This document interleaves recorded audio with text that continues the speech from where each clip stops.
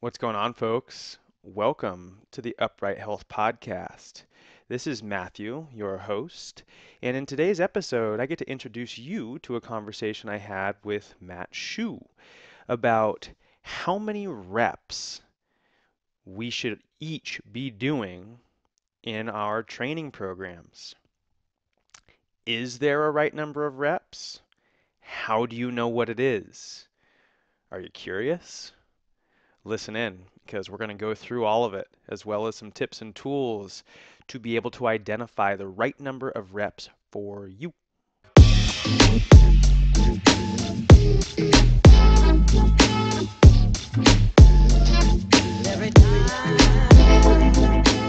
So, Mr. Shu, what is the best number of reps to have progress in training?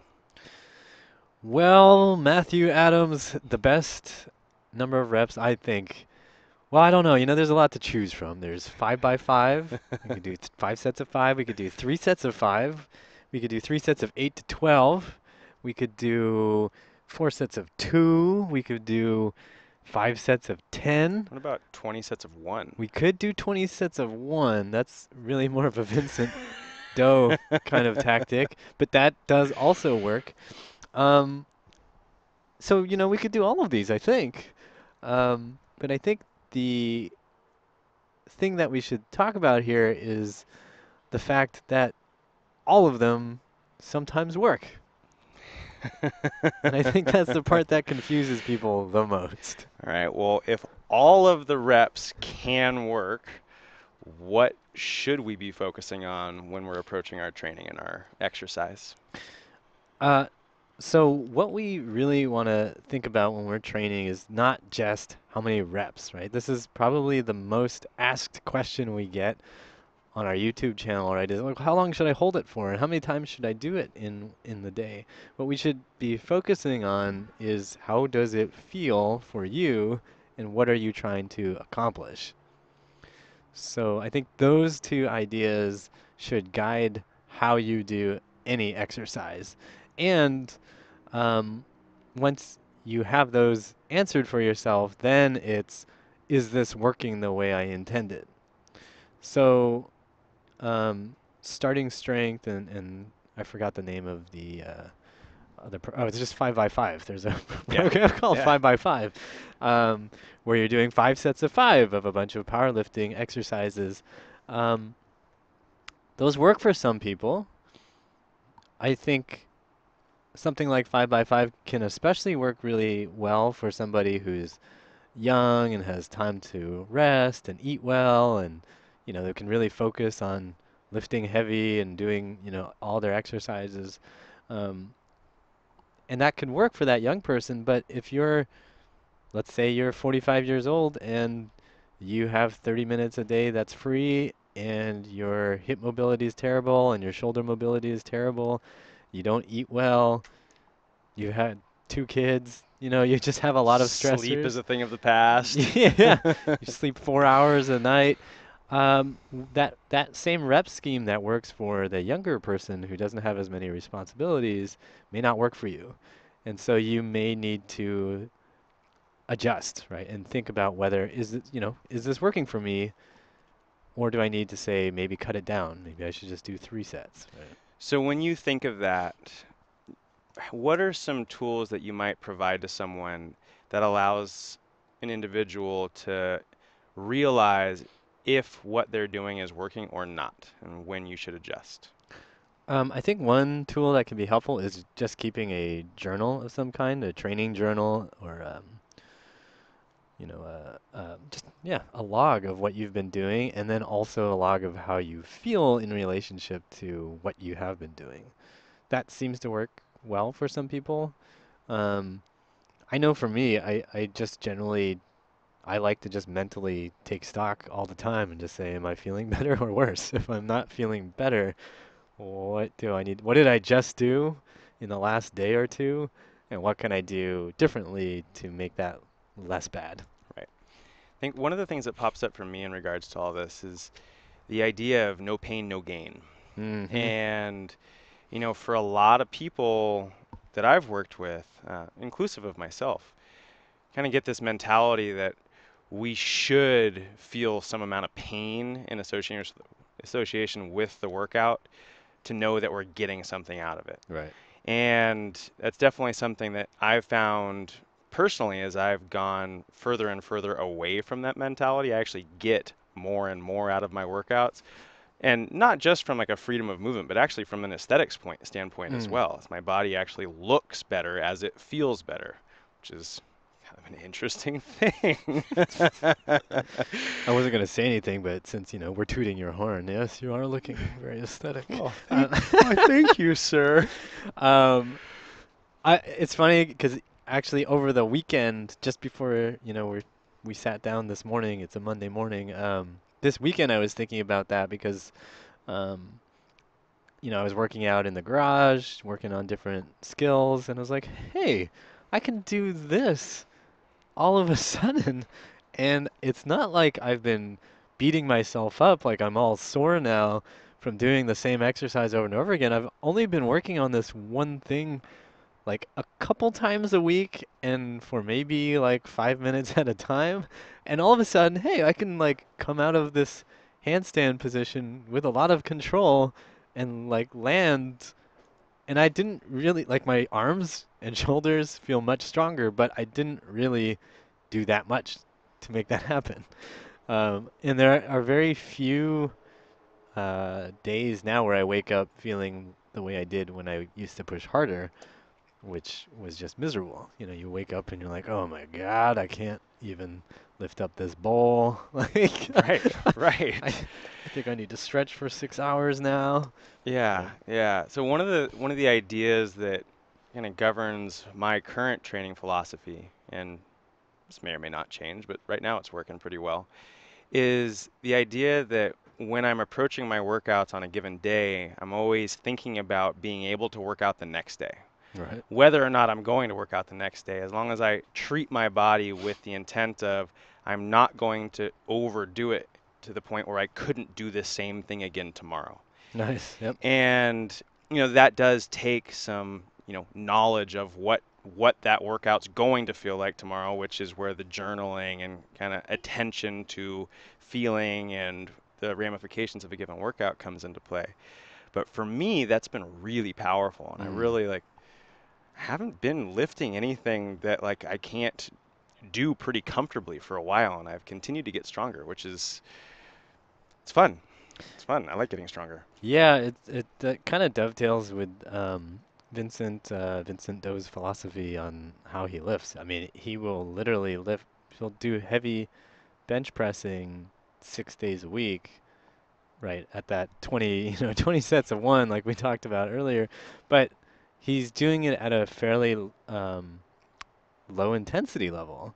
So I remember a couple years ago watching him start doing this, where he'd always keep the weight kind of in a mid range, like 60 to 75% of his maximum, and he'd shoot more for the lower end to just keep himself refreshed, and he'd just do it over and over and over again, never feeling like anything was tough or miserable, and then the numbers would just keep going up, keep going up, keep going up, keep going up, and to the point where now he's doing, just a lot of weight for every one of his Strong lifts. guy, yeah. He's strong. Yeah. But he's not breaking a sweat. You don't hear him grunting because it's not hard. He's never at a level that's particularly hard. And it's really a divergence from normal or conventional kind of fitness and exercise routines where you're trying to just batter yourself so you can't walk for the next 3 days. Right. So I'm curious from your standpoint as a coach, how do you help someone get to the point where they can let go of the number? Be it reps or load. Where do you start? One of the most common questions you probably hear me ask in a session is how does that feel and where do you feel it? So I think it probably starts there, is like that's always the guiding principle. And then whenever we're working with somebody, they're when they're given homework, we have sets and reps listed on their homework, but we also say you need to pay attention if this is too much, do less, right? It's not like rep schemes, sets and rep schemes are magic numbers. I'm sure there is some magic for some people. If you're like an elite level Olympic lifter, you're an elite level power lifter, it's probably extremely important to hit some of those numbers. But for the average Joe or Jill, it really doesn't matter, right? Right. It's about how you feel and whether or not you're moving in the direction you want to be moving. You don't you, battering yourself to the point of being crippled doesn't get you to where you want to be any quicker.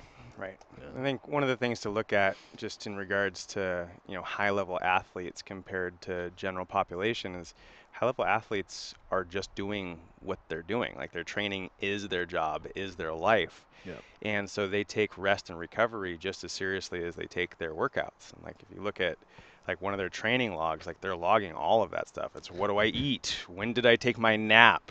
When did I have my 30-minute meditation session? And it's just a different approach that most of us, self included, don't have the time Right. to be able to do, nor Yeah. really do I have the desire because that's Right. it's a Yeah. lot of work. Like, That's yeah. It's so, too much. It's too yeah, much. I think also another side of that in terms of elite athletes um, that I've seen with people who are elite athletes, whether they're like minor in the minors or they're major league or they're pro football, whatever. Like I've seen people in from various sports who are at very high levels and competitive. I've also seen I've seen Rangers, I've seen Marines and Navy SEALs, so I consider all of those definitely elite level athletes. absolutely. Um, the thing that always gets my attention is how good they are at tuning out suffering. So, um, I'm a wuss when it comes to pain. So when my body starts talking to me, I start listening and like, oh, what does that mean? What can I do? But I mean, I remember clearly this one guy.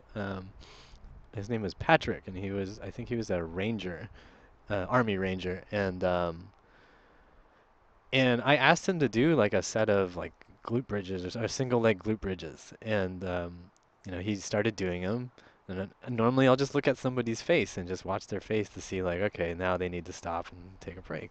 So I was watching his face, watching him do the exercise. The form was pretty good, not a problem. He kept going. I'm counting in my head. I was like, somewhere around like 50 at this point, but like I was pretty sure his glutes were not that strong, but just watching him, he kept going. I was like, "Is this tough at all for you?" He's like, "Oh yeah." Zero expression. Yeah. I was like, "Do you feel burn in the muscle?" He's like, "Oh yeah, it's been burning for a while." I was, I was like, "Are you getting tired?" He's like, "I'm absolutely tired." Well, okay, well, take a rest then. He's like, "Oh, okay."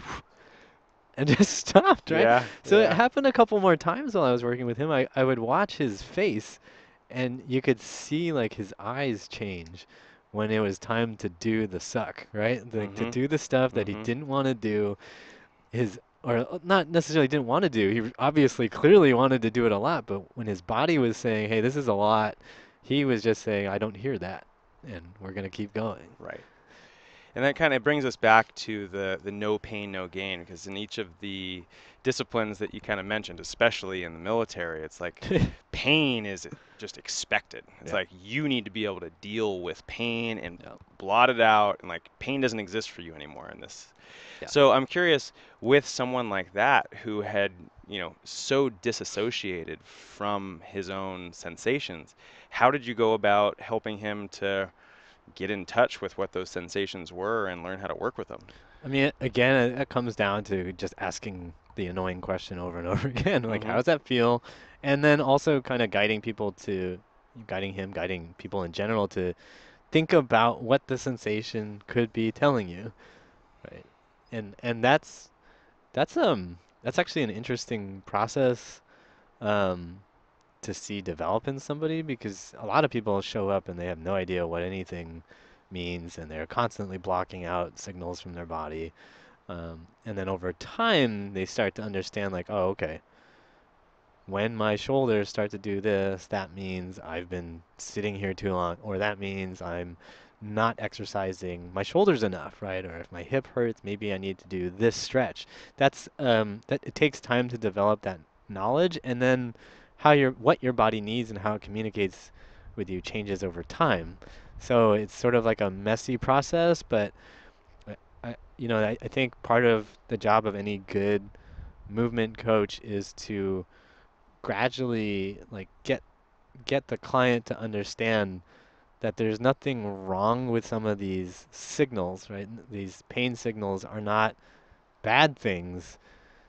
It it is not fun necessarily to experience them, but um, those things are there for a reason so that you can understand your own body better and treat it better.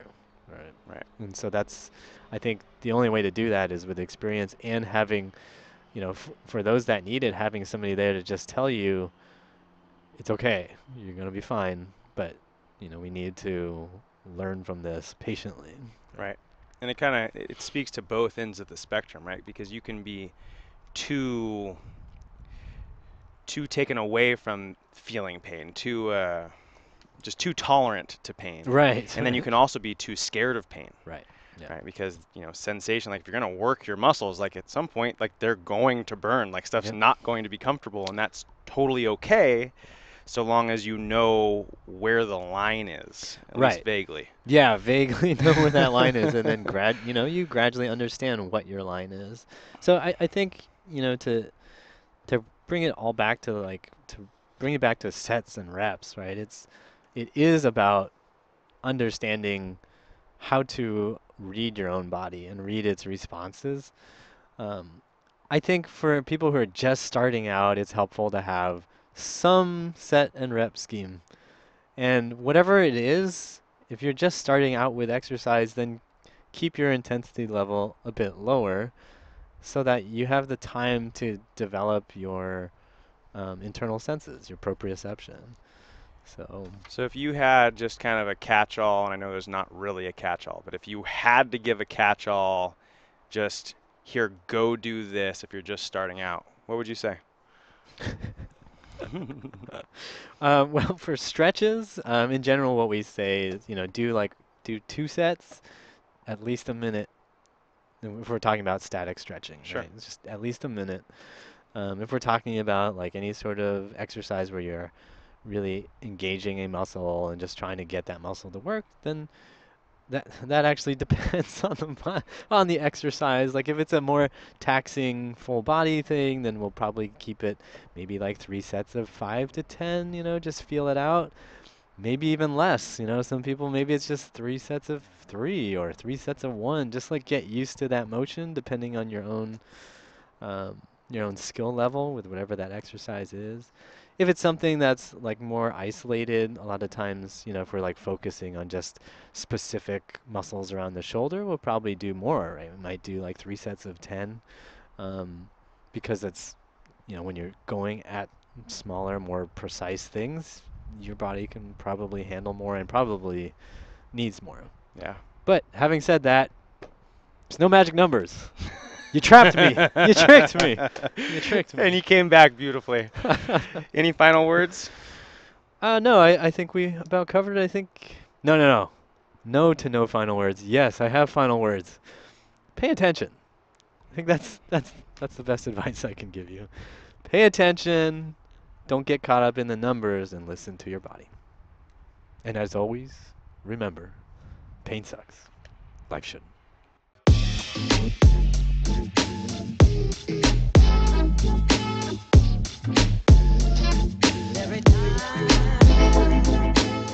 Thank you for tuning in to the Upright Health Podcast. I hope that you enjoyed today's episode and found it educational. If you are interested in pursuing more knowledge, check out uprighthealth.com/DIY for a variety of do it yourself programs that you can do at home or in a gym on your own time. Also, please check out our YouTube channel, Upright Health, where you can find hundreds of free videos from our expert coaches. Again, thank you for tuning in. I appreciate your time, And please, please remember, pain sucks. Life shouldn't.